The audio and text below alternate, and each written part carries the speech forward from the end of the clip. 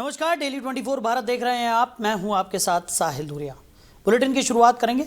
America और Iran के बीच बढ़ते तनाव ने एक बार फिर अंतर्राष्ट्रीय स्तर पर चिंताएं बढ़ा दी हैं।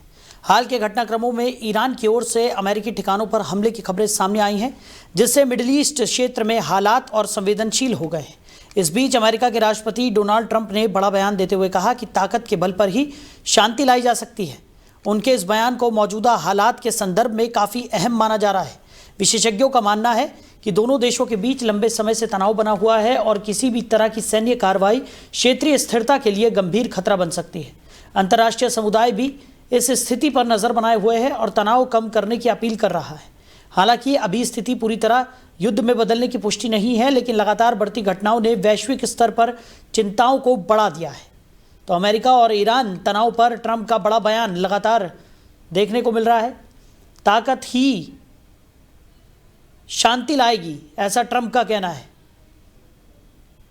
तो मिडिल ईस्ट में सैन्य तनाव बढ़ा है और हमलों की खबरों से वैश्विक चिंताएं भी बढ़ती हुई नजर आ रही हैं। तो अमेरिका ईरान तनाव पर ट्रंप ने यह बड़ा बयान दिया है। उन्होंने कहा है कि ताकत से ही शांति आएगी। तो लगातार मिडिल ईस्ट में सैन्य तनाव बढ़ता हुआ दिखाई पड़ रहा है और हमलों की खबरों से वैश्विक चिंताएं भी बढ़ी हुई नजर आ रही है। वहीं अमेरिका और ईरान के बीच करीब 3 हफ्ते से चल रहे तनाव और टकराव का असर अंतर्राष्ट्रीय स्तर पर दिखाई दे रहा है। ईरान ने स्ट्रेट ऑफ होर्मुज पर पाबंदी लगा दी है, जिससे पाकिस्तान में तेल और गैस की कीमतें आसमान छू रही हैं। तो पाकिस्तान में आपको बता दें कि पेट्रोल 321.17 रुपये प्रति लीटर, डीजल 335.86 रुपये प्रति लीटर और लाइट डीजल ऑयल 302.52 रुपये प्रति लीटर के भाव से बिक रहा है। रसोई गैस के सिलेंडर लगभग 11.8 किलो के 2,664.88 रुपये इसके लिए चुकाने पड़ रहे हैं। और पाकिस्तान सरकार ने हाई ऑक्टेन ईंधन पर लगने वाले चार्ज को 100 रुपये से बढ़ाकर 300 रुपये कर दिया है। हालांकि सार्वजनिक परिवहन के किरायों पर इसका असर नहीं पड़ेगा। वहीं भारत में एलपीजी गैस और पेट्रोल डीजल के दाम पर फिलहाल बहुत असर नहीं पड़ा है। भारत में रसोई गैस का दाम लगभग 900 से 1000 रुपये और पेट्रोल करीब 95 रुपये प्रति लीटर के हिसाब से बिक रहा है। युद्ध के चलते सप्लाई प्रभावित हुई है, लेकिन कीमतों में स्थिरता बनी हुई है। अंतर्राष्ट्रीय तेल बाजार पर जारी ये तनाव क्षेत्रीय अर्थव्यवस्था और आम लोगों के जीवन पर गंभीर प्रभाव डाल सकता है। वहीं शहीदी दिवस के अवसर पर आपको बता दें कि दिल्ली में एक श्रद्धांजलि कार्यक्रम का आयोजन किया गया, जिसमें मुख्यमंत्री रेखा गुप्ता ने शहीद भगत सिंह की मूर्ति का अनावरण किया। तो इस अवसर पर पूरे माहौल में देशभक्ति की भावना देखने को मिली और शहीदों को याद कर उन्हें श्रद्धांजलि अर्पित की गई। कार्यक्रम में दिल्ली सरकार के कई मंत्री भी मौजूद रहे, जिनमें कपिल मिश्रा और मनजिंदर सिंह सिरसा प्रमुख रूप से शामिल थे। सभी ने मिलकर शहीद भगत सिंह के बलिदान को याद किया और उनके आदर्शों पर चलने का संकल्प भी लिया। तो मुख्यमंत्री ने अपने संबोधन में कहा कि भगत सिंह का जीवन युवाओं के लिए प्रेरणा का स्रोत है और उनका बलिदान देश हमेशा याद रखेगा। उन्होंने कहा कि इस तरह के कार्यक्रम नई पीढ़ी को देशभक्ति और त्याग की भावना से जोड़ने का काम करते हैं। कार्यक्रम के दौरान उपस्थित लोगों ने भी शहीदों को नमन किया और देश के प्रति अपनी जिम्मेदारियों को निभाने का संकल्प लिया। तो दिल्ली में श्रद्धांजलि कार्यक्रम का आयोजन किया गया था। शहीदी दिवस पर भगत सिंह को नमन करते हुए दिल्ली सरकार के मंत्री और तमाम लोग नजर आए। सीएम रेखा गुप्ता ने भगत सिंह को श्रद्धांजलि अर्पित की। देशभक्ति के माहौल में ये पूरा आयोजन किया गया। वहीं रेखा गुप्ता ने कहा कि इस तरीके के कार्यक्रम युवाओं में देशभक्ति की भावना को बढ़ाते हैं और इसके लिए ये कार्यक्रम बेहद ज़रूरी हो जाते हैं।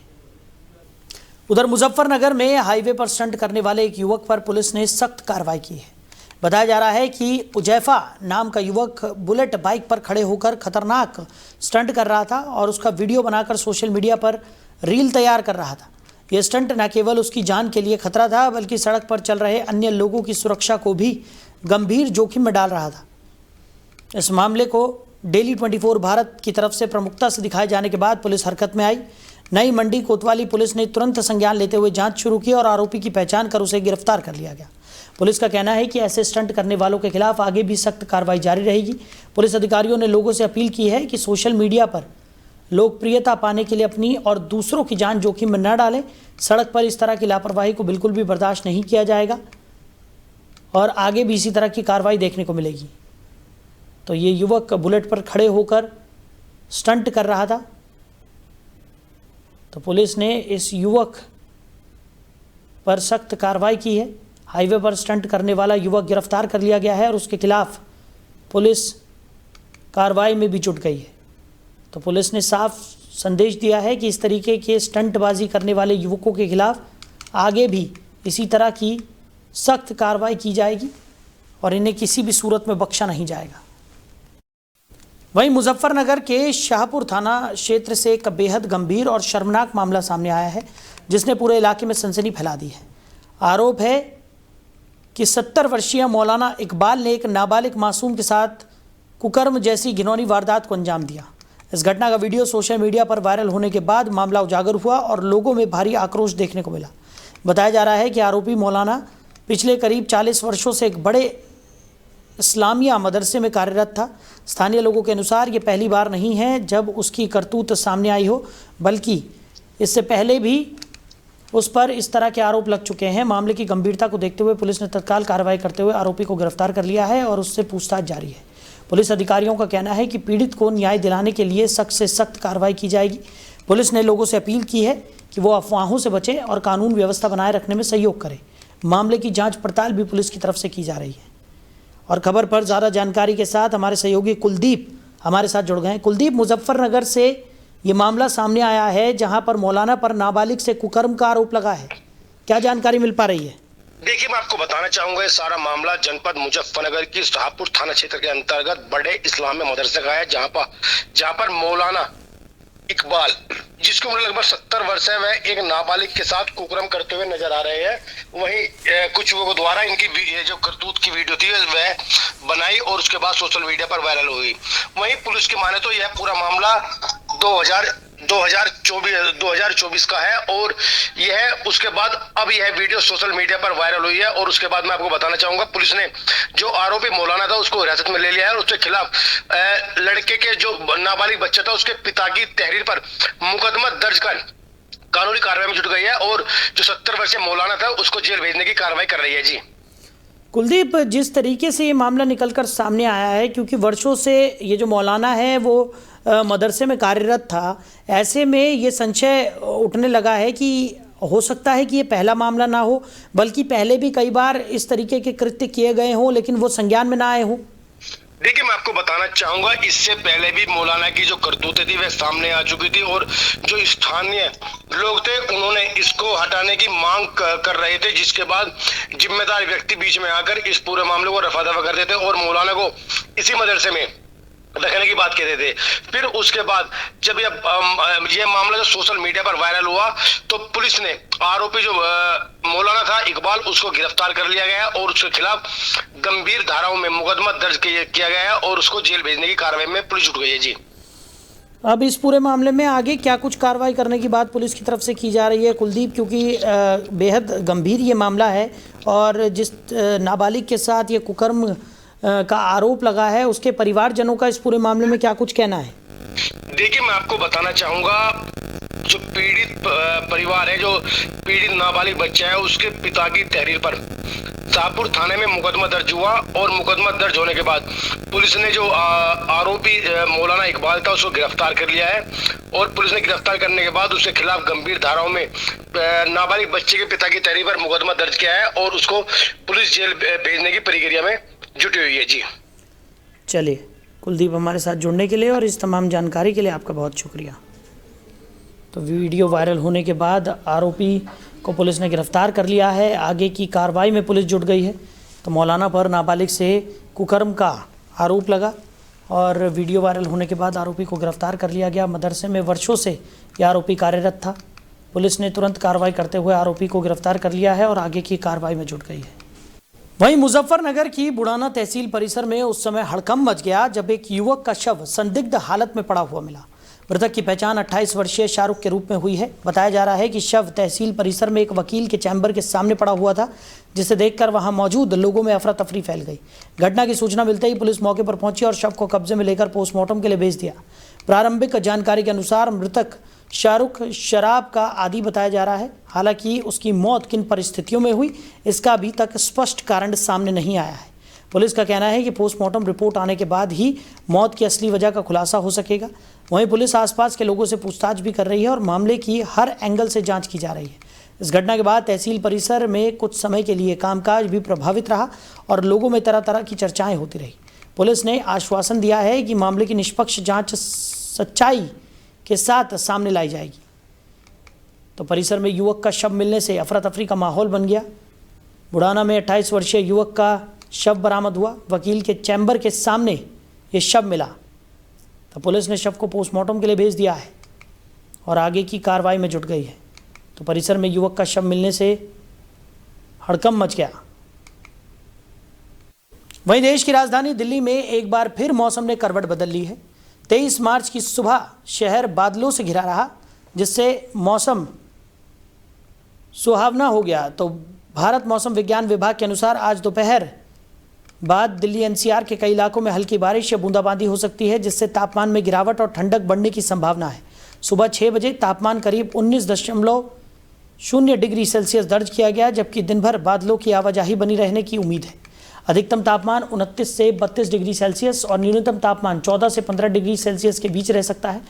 वहीं हवाएं 20 से 25 किलोमीटर प्रति घंटे की रफ्तार से चल सकती हैं, जिससे शाम के समय हल्की ठंड का एहसास होगा। मौसम विभाग के अनुसार 24 से 28 मार्च के बीच तापमान धीरे धीरे बढ़कर 32.0 डिग्री सेल्सियस तक पहुंच सकता है, जबकि न्यूनतम तापमान 16 डिग्री सेल्सियस तक रहने की अनुमान है। इस दौरान हल्के बादल और मध्यम हवाएं जारी रहेंगी। हालिया दिनों में बारिश और आंधी तूफान के कारण मौसम सुहावना बना हुआ है। फिलहाल 28 मार्च तक लोगों को गर्मी से राहत मिलने की उम्मीद मौसम विभाग की तरफ से जताई गई है। तो दिल्ली में फिर मौसम ने करवट बदली है।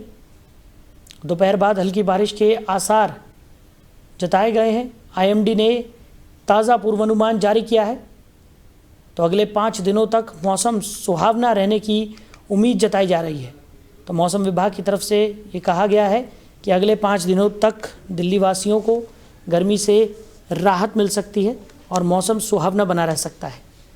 फिलहाल पिछले कुछ दिनों की बात करें तो लगातार मौसम में ठंडक देखने को मिल रही है और लोगों को चिलचिलाती धूप और गर्मी से काफ़ी ज़्यादा राहत यहाँ पर मिली है। प्रदूषण की स्थिति में भी खासा फ़र्क यहाँ पर बारिश की वजह से आया है।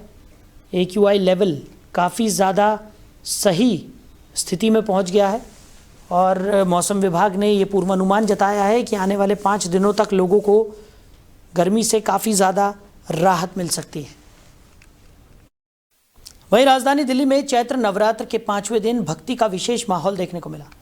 श्री आघा कात्यायनी शक्तिपीठ मंदिर में मां कात्यायनी की विशेष आरती का आयोजन किया गया, जिसमें बड़ी संख्या में श्रद्धालु शामिल हुए। सुबह से ही मंदिर परिसर में भक्तों की भीड़ उमड़ने लगी थी। भक्तों ने मां कात्यायनी के दर्शन कर पूजा अर्चना की और सुख समृद्धि की कामना की। आरती के दौरान पूरा मंदिर जय माता दी के जयकारों से गूंज उठा, जिससे वातावरण पूरी तरह भक्तिमय हो गया। मंदिर प्रशासन की तरफ से श्रद्धालुओं की सुविधा के लिए विशेष इंतजाम किए गए थे। सुरक्षा व्यवस्था भी कड़ी रखी गई ताकि सभी श्रद्धालु आसानी से दर्शन कर सकें। धार्मिक मान्यता के अनुसार नवरात्र के 5वें दिन मां कात्यायनी की पूजा का विशेष महत्व होता है। इस दिन उनकी आराधना करने से जीवन में सुख, शांति और समृद्धि का आशीर्वाद मिलता है। नवरात्रि के इस पावन अवसर पर राजधानी में जगह जगह धार्मिक कार्यक्रमों का आयोजन किया जा रहा है, जिससे पूरा माहौल भक्तिमय बना हुआ है। तो छतरपुर मंदिर में नवरात्र की भव्य आरती देखने को मिली। 5वें दिन मां कात्यायनी की पूजा अर्चना की गई। भक्ति में पूरा छतरपुर शक्तिपीठ परिसर नजर आया। तो लोगों की लंबी लंबी कतारें मंदिर के बाहर भी देखने को मिली। मां के दर्शनों के लिए आतुर ये भक्तगण अपनी बारी का इंतज़ार मंदिर के बाहर खड़े होकर करते हुए नजर आए। और नवरात्रों में मंदिरों में भक्तों की भारी भीड़ भी देखने को मिल रही है।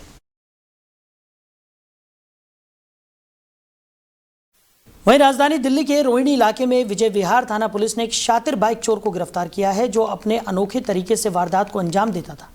आरोपी पुनीत फर्राटेदार अंग्रेजी बोलकर बड़े बड़े शोरूम में जाता और टेस्ट ड्राइव के बहाने महंगी बाइक लेकर फरार हो जाता था। पुलिस के मुताबिक आरोपी पढ़ा लिखा है और BBA करने के बाद इस समय MBA की पढ़ाई कर रहा है।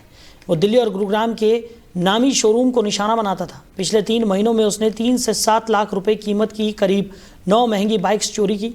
चोरी के बाद वो इन्हें सस्ते दामों में बेच देता था और फर्जी दस्तावेज तैयार कर सोशल मीडिया के जरिए ग्राहक तलाशता था। लगातार हो रही घटनाओं के बाद पुलिस ने नई रणनीति अपनाई और शोरूम की टेस्ट ड्राइव बाइक्स में GPS डिवाइस लगवाए। जैसे ही आरोपी ने एक और बाइक लेकर फरार होने की कोशिश की, उसकी लोकेशन ट्रैक कर पुलिस ने पीछा किया और उसे गिरफ्तार कर लिया। फिलहाल पुलिस आरोपी से पूछताछ कर रही है और मामले की गहराई से जांच पड़ताल भी की जा रही है। तो पुलिस ने एक शातिर पढ़े लिखे बाइक चोर को गिरफ्तार कर लिया है। बताया जा रहा है कि अंग्रेजी बोलकर ये शोरूम में टेस्ट ड्राइव की मांग करता था, उसके बाद टेस्ट ड्राइव के बहाने बाइक को लेकर फरार हो जाता था। तो महंगी महंगी बाइकें लेकर ये फरार हो जाया करता था और उसके बाद सस्ते दामों में इन बाइकों को बेच दिया करता था। बताया जा रहा है कि फिलहाल ये आरोपी MBA का छात्र है, ये BBA कर चुका है और शातिर बाइक चोर को पुलिस ने अपनी गिरफ्त में ले लिया है। बताया जा रहा है कि GPS ट्रैकिंग से पुलिस ने आरोपी को पकड़ा। पुलिस ने बाइक्स पर GPS ट्रैकिंग लगाई। उसके बाद जैसे इस चोर ने बाइक टेस्ट ड्राइव के बहाने चुराने की कोशिश की, पुलिस ने इसे ट्रैक कर अपने चंगुल में ले लिया। गिरफ्तार करने के बाद आगे की वैधिक कार्रवाई में पुलिस जुट गई है। उधर हापुड़ में LPG सिलेंडर की किल्लत ने लोगों की मुश्किलें बढ़ा दी है। दस्तोई रोड स्थित गैस एजेंसी के बाहर सिलेंडर लेने के लिए लोगों की लंबी लंबी कतारें देखी जा रही हैं। हालात ऐसे हैं कि लोग सुबह 4 बजे से ही लाइनों में लगने को मजबूर हैं ताकि उन्हें समय पर सिलेंडर मिल सके। बारिश के बावजूद लोग घंटों तक लाइन में खड़े रहने को मजबूर हैं। महिलाओं, बुजुर्गों और बच्चों को भी इस परेशानी का सामना करना पड़ रहा है। स्थानीय लोगों का कहना है कि पिछले कुछ दिनों से सिलेंडर की सप्लाई कम हो गई है, जिसके कारण ये स्थिति पैदा हुई है। लोगों में इस बात को लेकर नाराज़गी भी है। उन्हें इतनी परेशानी उठानी पड़ रही है जबकि गैस जैसी ज़रूरी सुविधा आसानी से उपलब्ध होनी चाहिए। तो कई लोगों ने प्रशासन से जल्द समस्या का समाधान करने की मांग की है। वहीं एजेंसी संचालकों का कहना है कि सप्लाई में आई कमी के कारण दिक्कत हो रही है और जल्द ही स्थिति सामान्य होने की उम्मीद है। तो खबर पर ज़्यादा जानकारी के साथ हमारे सहयोगी अजीत हमारे साथ जुड़ गए। अजीत, अभी भी देखने को मिल रहा है कि कई जगहों पर सिलेंडर की किल्लत से लोगों को दो चार होना पड़ रहा है और यही वजह है कि लंबी लंबी कतारों में गैस एजेंसियों के बाहर लोग लाइनों में लगने को मजबूर हैं और सिलेंडर के लिए खासा मशक्कत करते हुए दिखाई पड़ रहे हैं। जी देखिए, बिल्कुल आपको बता दूं, उत्तर प्रदेश का ये हापुड़ जिला है जहां पर ये LPG की सिलेंडर की किल्लतों ने लोगों को मुश्किलों में डाल दिया है। आपको बता दें, लगातार इनकी इस तरीके की परेशानियां का सामना जो है वो आम लोगों को देखना पड़ रहा है। आपको बता दें कि दस्ताई रोड पर स्थित ये गैस एजेंसी के बाहर सिलेंडर लेने के लिए लोगों की लंबी कतारें देखी जा रही है। हालात ऐसे हैं कि लोग सुबह 4 बजे से ही लाइन में लगने के मजबूर है ताकि उन्हें समय पर सिलेंडर जो है वो प्राप्त हो सके। इसी के साथ आपको बता दें कि बारिश के बावजूद भी लोग घंटों तक लाइन में खड़े रहने के लिए मजबूर है। महिलाओं, बुजुर्ग और बच्चों को भी इसे परेशानी का सामना करना पड़ रहा है। स्थानीय लोगों का कहना यह भी है कि पिछले कुछ दिनों से सिलेंडर की सप्लाई कम हो गई है, जिसके कारण यह स्थिति पैदा हुई है। लोगों में इस बात को लेकर नाराजगी भी जताई जा रही है। उन्हें इतनी परेशानी उठानी पड़ रही है कि जबकि गैस जैसी जरूरत सुविधा आसानी से उपलब्ध होनी चाहिए। सरकार एक तरफ पूरे दावे करती है मगर दूसरी तरफ जो गैस एजेंसी है वो अपनी मनमानी कर रहे हैं। हालांकि लोगों ने प्रशासन से जल्द इस समस्या का समाधान की भी गुहार की है। एजेंसी संचालकों का कहना है कि सप्लाई में आई कमी के कारण दिक्कत हो रही है और जल्द स्थिति सामान्य होने की भी बात कह रही है एजेंसी। हालांकि देखिए, लोगों का सुबह 4 बजे का लगना और इस तरीके से परेशानियों का सामना करना एक बड़ी बात ये जताती है कि आखिरकार सिलेंडर की कमी, सरकार एक तरफ ये तो कह रही है कि सिलेंडर प्राप्त मात्रा में है, मगर दूसरी तरफ जो एजेंसी है, गैस एजेंसी है, जहां पर इस तरीके की दिक्कतें आ रही है, परेशानियां आ रही है और वो समय से जो लोग हैं लोगों को दे नहीं रहे हैं। अगर सिलेंडर बुक हो रहा है तो बुक होने के बावजूद भी लोगों तक आसानी से सिलेंडर प्राप्त नहीं हो पा रहा है। उसके लिए काफी परिश्रम जो है वो करना पड़ रहा है। तो इसी को देखते हुए लोगों में काफी ज्यादा आक्रोश भी है। लोग इससे गुस्सा है। प्रशासन से भी हापुड़ के जो DM है, हालांकि बहुत सज्जन अधिकारियों में उनकी गिनती होती है और कहीं ना कहीं प्रशासन को इसमें संज्ञान लेने की जरूरत है। अगर इस तरीके की किल्लत अगर आम जनता झेल रही है तो ये बड़ी बात है कि इस तरीके से परेशानी और प्रताड़ित करना भी आम लोगों को कितनी बड़ी सजा जो है वो दी जा रही है। बिल्कुल। और अजीत, अगर हम बात करें, क्योंकि लगातार देखने को मिल रहा है कि किस तरीके से जो तस्वीरें निकल कर सामने आ रही हैं उससे साफ तौर पर जाहिर है कि बरसात हो, धूप हो, या जिस तरीके का इस वक्त हम देख रहे हैं कि दिल्ली एनसीआर में काफ़ी ज़्यादा बारिश हो रही है। लोग सुबह से ही लाइनों में खड़े हुए हैं और अपनी बारी का इंतज़ार कर रहे हैं। एक तरफ सरकार लगातार आश्वासन दे रही है, लेकिन दूसरी तरफ लोगों को परेशानियां हो रही हैं, और यही वजह है कि लोग इस बरसात में भी बाहर सुबह से ही लाइनों में खड़े हैं और अपनी बारी का इंतज़ार कर रहे हैं कि जल्द से जल्द उन्हें सिलेंडर मिल सके। जी देखिए, बिल्कुल ये साफ तौर पे ये जाहिर है कि कालाबाजारी को खत्म करने के लिए सरकार की ये जो मुहिम है ये हालांकि सराहनीय कार्य है, मगर दूसरी तरफ जो आम नागरिक है जो इससे प्रताड़ित हो रहे हैं, जो इनसे हालांकि ब्लैक, अब जो देखा जा रहा है जानकारी और सूत्रों के मुताबिक जो यहाँ पर जो गैस की जो किल्लत है वो कालाबाजारी जो है वो पहले जो चीज 1500 रुपए की बेची जाती थी अब वो 4000 की बेची जा रही है। यही कारण है कि रेस्टोरेंट और तमाम उन जगहों पर भी काफी परेशानियों का सामना करना पड़ रहा है, और ये कालाबाजारी पर लगाम लगाने के लिए सरकार का अहम कदम है। हालांकि इस कदम से आम जो जनता है उनको काफी दिक्कतों का सामना करना पड़ रहा है। बिल्कुल। और लगातार हम देख भी रहे हैं कि किस तरीके की स्थिति यहाँ पर दिखाई दे रही है। चलिए अजीत, हमारे साथ जुड़ने के लिए और तमाम जानकारियों के लिए आपका बहुत शुक्रिया। तो बारिश में भी सिलेंडर के लिए लोग लाइनों में लगे हुए नज़र आ रहे हैं। दस्तोई रोड स्थित एजेंसी के बाहर लंबी लंबी कतारों में लोग अपनी बारी का इंतज़ार करते हुए दिखाई पड़ रहे हैं और सिलेंडर की कमी साफ तौर पर उजागर हो रही है। सुबह 4 बजे से ही लोग लाइनों में लगकर अपनी बारी का इंतज़ार करते हुए दिखाई पड़ रहे हैं। वहीं हापुड़ के धौलाना क्षेत्र में एक कूलर फैक्ट्री में भीषण आग लग गई, जिससे इलाके में हड़कंप मच गया। आग लगने का कारण अभी तक अज्ञात है। मौके पर तुरंत दमकल की 4 गाड़ियां पहुंची और आग को बुझाने का प्रयास लगातार जारी है। फैक्ट्री के आसपास के लोग भयभीत हैं और सुरक्षा के मद्देनज़र क्षेत्र को कुछ हद तक खाली कराया गया। स्थानीय प्रशासन और फायर ब्रिगेड की टीम आग पर नियंत्रण पाने के लिए हर संभव प्रयास कर रही है। आग से फैक्ट्री में रखा सामान और मशीनरी गंभीर नुकसान झेल सकती है। अधिकारी फिलहाल आग लगने के कारणों की जांच कर रहे हैं और हादसे में किसी के घायल होने या नुकसान का आंकड़ा अभी स्पष्ट नहीं है। स्थानीय लोग और कर्मचारियों ने भी दमकल टीम के साथ सहयोग किया है और प्रयास किया कि आग अन्य आसपास के स्थलों तक न फैले। घटना के बाद प्रशासन ने नागरिकों को सतर्क रहने और धुआं या आग के करीब न जाने की चेतावनी भी दी है। तो फिलहाल इस बुलेटिन में मेरे साथ इतना ही। आप बने रहिए। नमस्कार।